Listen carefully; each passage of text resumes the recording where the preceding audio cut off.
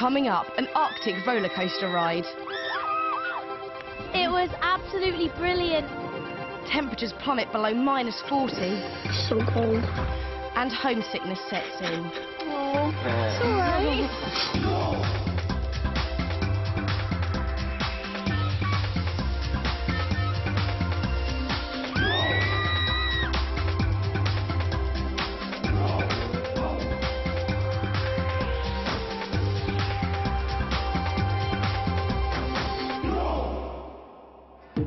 London's Heathrow Airport and the Sirius Arctic team prepare to leave their families for more than 3 weeks. I'm going to miss you. Even I'm going to start crying. The 8 adventurers have been chosen from 9,000 applicants for an extreme expedition. They're flying 5,000 miles to the north of Canada, their final destination, Baffin Island in the frozen Arctic. They haven't seen expedition leaders Ben and Emma since their auditions a month ago. Hi. You all right? Good to see you. Yeah, good to see you. Excellent. How are you, love? It may be sunny, but the temperatures are cool, -18 Celsius. It's freezing cold. After a while, it started to burn your face, and you're like, oh, I didn't think it would be anything like this. It freezes on the inside of your nose, and it feels like you've got concrete up your nose. You're like...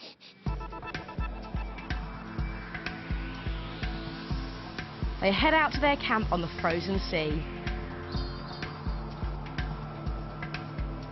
The ice is a couple of metres thick on top of the ocean. They'll be living on it in a fixed tent for the first week of training. We're here. Hey. Get out. Jump out. This is going to be our home, large, super-duper tent, and from here we're going to get you into the Arctic way of life. We'll have girls down this side, boys down this side. It's cool, isn't it? Yeah. The temperature in the tent will never rise above 0. Everything will be frozen. Grog. I can't get it. Caramel bar. It's like rock hard though. Can you bite it, Jan? I got it. Nice. And going to the loo is going to be a seriously Arctic experience. We need to be careful where we obviously go to the toilet because we are going to be using the snow to melt for our water. We don't want to melt snow that we've been to the toilet on. Oh. So we have a girls' pee area and a boys' pee area and then a proper toilet. So I shall show you those first.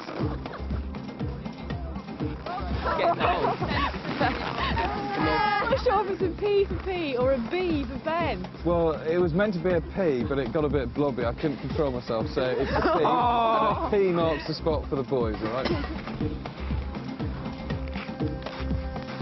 This is the toilet. Wait, It's a bucket with a bin bag in it. that's gonna stink. No, it won't stink because it all freezes. Oh yeah. See, it's clever. Good. But any liquid freezes as well. So you don't want any pee in here. So you go and pee in the pee spot and come and poo here. Yeah? Hey, if you need a pee and poo. Yeah, that's what I mean. You have to pee first. Pee first, then poo. Alright. Yeah? Oh, it's going to be a hard one. I'm not really very happy about it, but what can you do? So I'm just not looking forward to when I need the toilet. Already some are starting to feel the cold, especially Adam.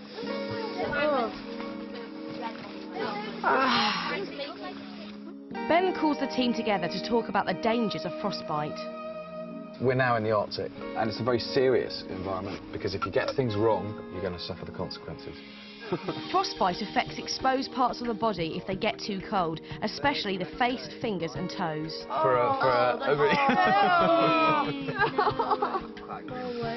They are recoverable. They're not you're not going to have your toes amputated. So we could get that. If we get things wrong. If you get things wrong, yeah. Looks pretty vicious to me. Okay. If you want to go to ultra It's like something off like a horror film, doesn't it? that is to shock you, because that could happen if you get things wrong. So they're going to amputate those ones? In that case, yes. That's awful. That really scared me about the reality of what could happen to us out there. I didn't actually realise it was so easy to get bad frostbite, and how easy it is. You just have to make a little mistake and then you can lose a finger from it. Snuggle right down inside. The immediate concern is figuring out how to stay warm overnight. Warming up yet? Yep. Yes, very warm. Right, have you got all the water that's left in your arm? Yep. It's so cold that any liquid left out in the tent will be frozen solid by morning. Got my wash bag, all my bottles of water and things stuffed in my sleeping bag. Still claustrophobic. It is quite claustrophobic.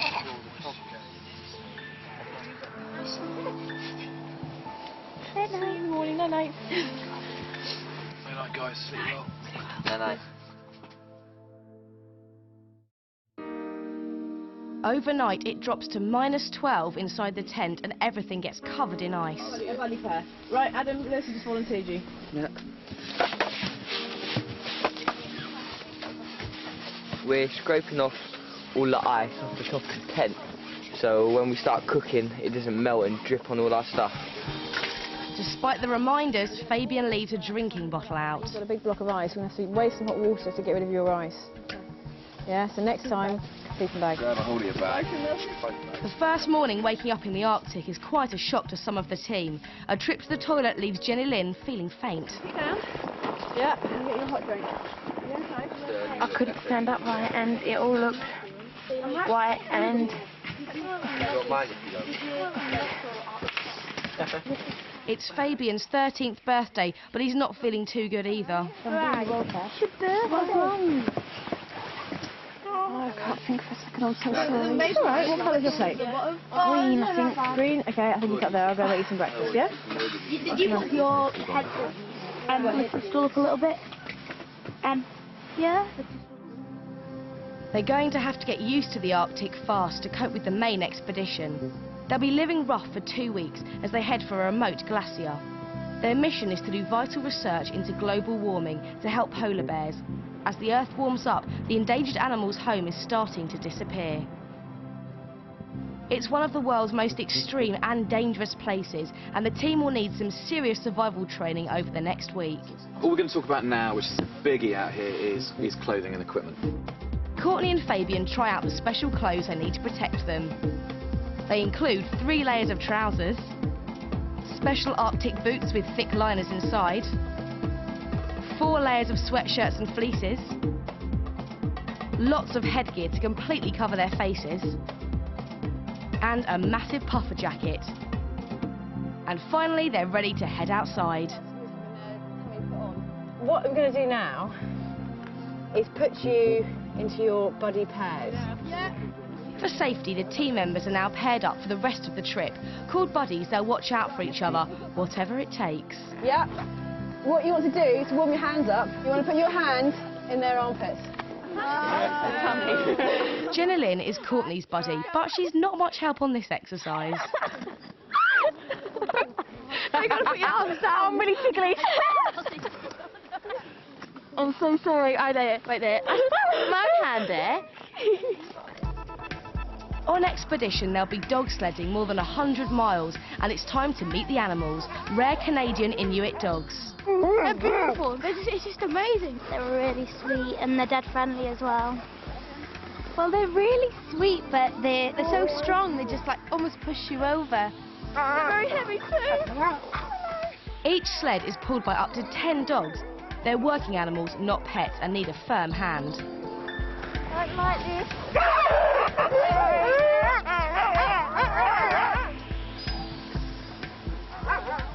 The chief dog handler is Arctic expert Matty McNair. So you just have to be really conscious. Anytime you're in front of that sled, you're in a danger zone. You don't want to get caught in the ropes and tripped or hit by the sled. I'm a bit nervous actually because it doesn't seem like I could stay on very easily, so I'm a bit scared in case I fall off.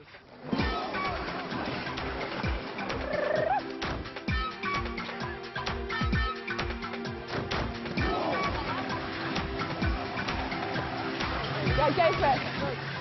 First thing to master is getting on and off the moving sled, a vital skill to help the dogs over rougher ground.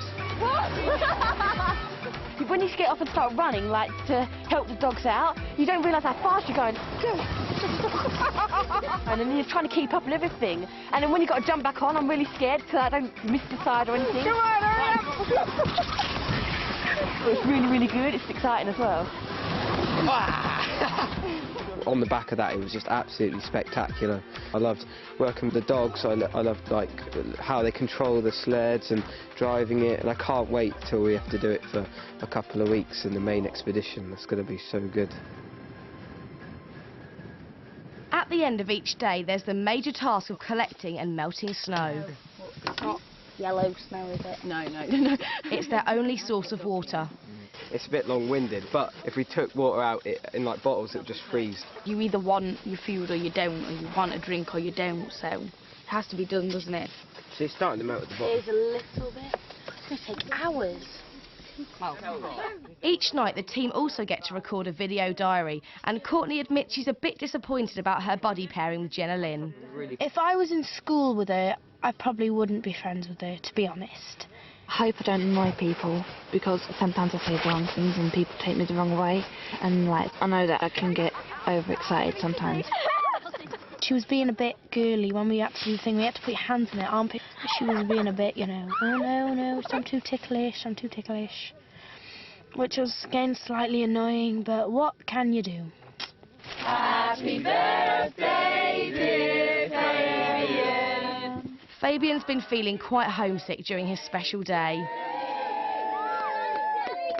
And the celebrations are reminding him even more of home. Make a wish!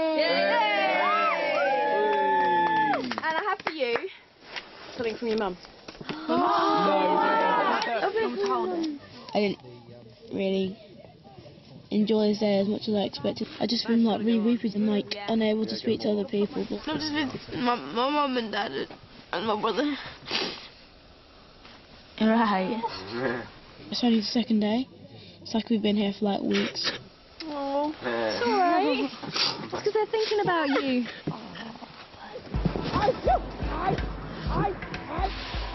Their next Husky training exercise takes them over much more difficult terrain in preparation for the main expedition. Stay with it. And it's the way. Okay. As Ben drives the dogs uphill, Jennielyn and Courtney struggle to stay on. We was both trying to run up the hill to try and catch onto the thing because I thought they were going to keep on running. Okay. I was worried that they're just going to zoom off and then we'll be like left, just me and Courtney, like screaming our heads off. Running in the deep snow is exhausting, and when Emma's sled comes through, Matt and Fabian are nowhere to be seen. Fabian, come on! Quick, come on! I didn't know what was going on. I didn't know what had hit me. And all the time we were just panicking and worrying because we had to catch up the sled. Quickly, you two! it was just like, how am I going to get back up? And I got really, really tired and started panting. Come on, Fabian, quickly run! And the dogs almost went off without us. Guys, ready for the big one? Yeah. All right, here we go,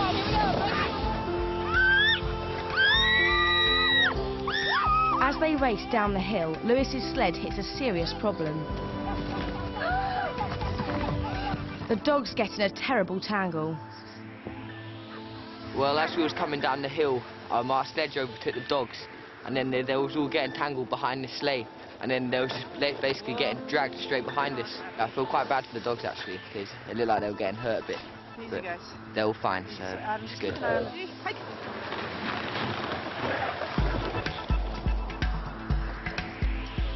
It's been an exhilarating day.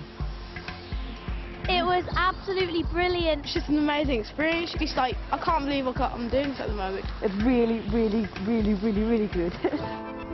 But they return home into a bitter wind, bringing the temperature down to -40. Everyone is feeling chilled to the bone. Well, my toes are completely numb, and when I move them, they just sting. Jennielyn offers to use her buddy training to help warm them up. Let me put my foot on Do you want to? Adam! Freezing. Adam! Oh man, that is so warm. Guys, it's 7:10. Last night it took 3.5 hours to make supper and hot drinks. We haven't got any water. We have to melt snow. So we really need to get a bit of a move on. It's Alex and Emily's turn to cook, and it takes them a couple of hours in the sub-zero tent just to melt enough snow. Right, okay. They're starting to get very cold and upset. They're all complaining they're cold, and I just had to go outside and can't feel my feet, and I'm freezing, and like, I'm not complaining, and I'm just sat on the fire, not doing anything. If I don't want them to have to make them, they should do it without having to be made. Me and Alex got really annoyed because nobody came to help us. They sat so tightly around the fire that no heat could come out, and me and Alex were stood on like ice basically, and we just were there for about 2.5 hours. Emily went into tears because nobody was helping her. But yesterday, me and Fabian cooked and cleaned and nobody helped us. For the leaders, the strong emotions are no surprise. They'd had a really hard day, and they all just wanted to flump and do nothing. And so, you know, there was a lot of tension last night, and a lot of very tired people. Have you got a hot water bottle? Right, I think it's time that you go to bed, because everyone's just way too tired. The Arctic wind is still blowing strong next morning, and just when the team thought things couldn't get any tougher, Ben has an announcement. Right, bit of a surprise for you today. We've been building up our experience. We're going out for a night out into proper Arctic mode. And we're going to be without dogs today. We're going to be on foot, and we're going to be towing our kit with sleds. That's good. All right. Okay. I reckon I'm going to find it really hard because my feet get cold really quick. I want to know what it's like because I just haven't got an idea at all, so that hopefully we might be a bit more used to it for the actual expedition. I'm kind of quite worried about going out later because it's just so incredibly cold. They're going to find it difficult today, definitely, because it's -20 at the moment with another 30 knots of breeze, which means it's about -40, -42. It's going to be a bit of a wake-up call, I think, and certainly tonight it's going to be fun and games. Just make sure your waist belts and your day sacks are done up, guys. Done. Happy? Yeah. Right, let's do it. Let's have 100%.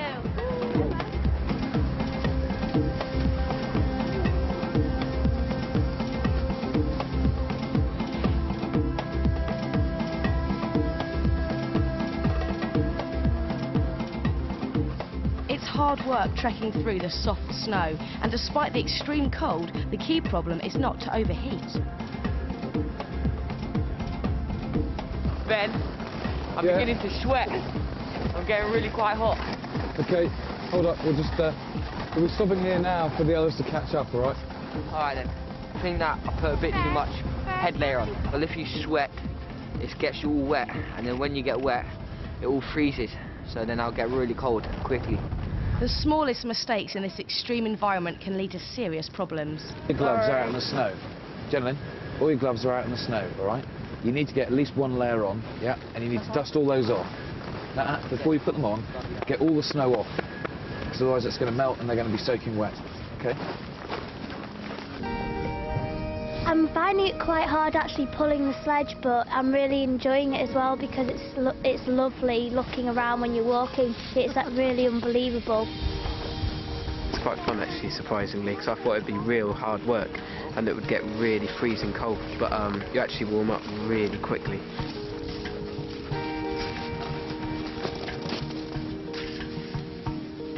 This is going to be our overnight spot, all right? Right. What do you reckon? It's a bit windy. Bit windy? Yeah. Right. We want to get our camp set up as soon as possible, otherwise we're going to get cold. But putting up tents in an Arctic wind isn't going to be easy.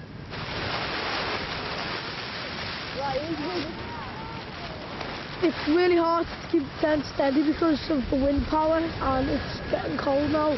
The wind, it's awful. Every time we try to hold it down, it nearly blows away. No, keep still. I found it. Adam starts to get dangerously cold. I'm really annoyed, always being cold, because it slows things down, and I just want to get everything done so we can have some food. I'm concerned about Adam a little bit, just because when it gets cold, he goes in himself. He's not naturally a person who volunteers to do stuff, and out here you actually want to volunteer to do stuff because it keeps you warm. The only way to get your hands warm is to help them move around, yeah? Finally, the girls get their tent up and shelter from the wind, but the boys have got problems. It's a bit of a nightmare, really. We've put our tent in a wrong position, so now we're having to pull up all the pegs, which is really hard, and we're going to have to move it, then re-peg it down. So yeah, it's a bit of a problem, really. With Adam still suffering from the cold, Lewis, his buddy, takes on the lion's share of the work. Yeah? Your ice chunk is fantastic. Now, holding the tent together. You're doing a great job. Wait. Are you sweating? Quite a lot. Then you shouldn't be, should you? Yeah? And ease it down a bit, because you're going to be in trouble later. Yeah? You are covered in frost, because you've been sweating so much. That means that, well, no, you're fine now. But it means that when you I stop, cool down. yeah, you Yeah, you're going to cool down faster than anyone. Yeah? Yeah. As night falls, the temperature plummets to -44. I'm freezing. I am totally freezing.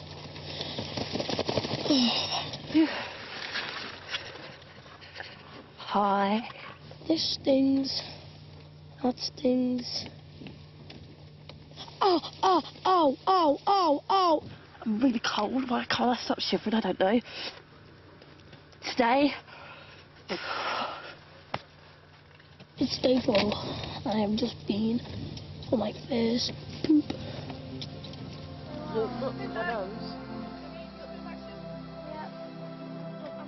My hands are just a bit cold now. I just want to go to bed and get warm.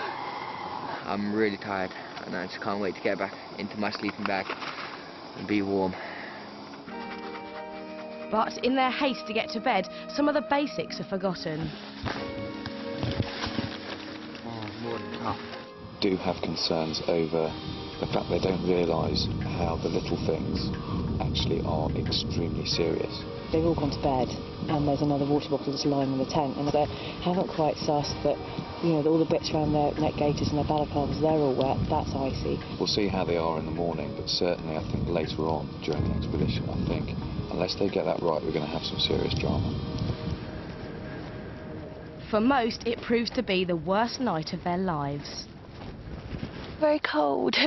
I try to get warm, and usually I can when I'm in my sleeping bag and that. But I was just waking up in the middle of the night, and when you wake up, you realise just how cold it is, and because it was so cold, I couldn't get back to sleep again. When you breathe out in your sleeping bag, it all freezes everywhere, so it was frozen all down your arms, all over your neck gaiter and everything in the morning, which is really annoying. I mean, I'm not exaggerating, look. That's what I've got to wear today. I'm not kidding. I mean, I could chop the ice up with this thing. I could scrape it. It was horrible. When I went to bed, I thought it would be alright because the sleeping bags would warm me up, but my feet were absolutely freezing. And I woke up about 8 times in the night, so I didn't get much sleep either. I hated it, really. In just a few days' time, they must be fully prepared to head out into the Arctic wilderness. It's a daunting prospect. I know we've got to get ready because we're going to have to do this every day in the main expedition, but it was real tough and I barely got any sleep. I just hope it gets easier. Next time on Serious Arctic, the trials of igloo building. The extreme conditions take their toll. It's so difficult, you don't understand. And a tasty surprise for the team.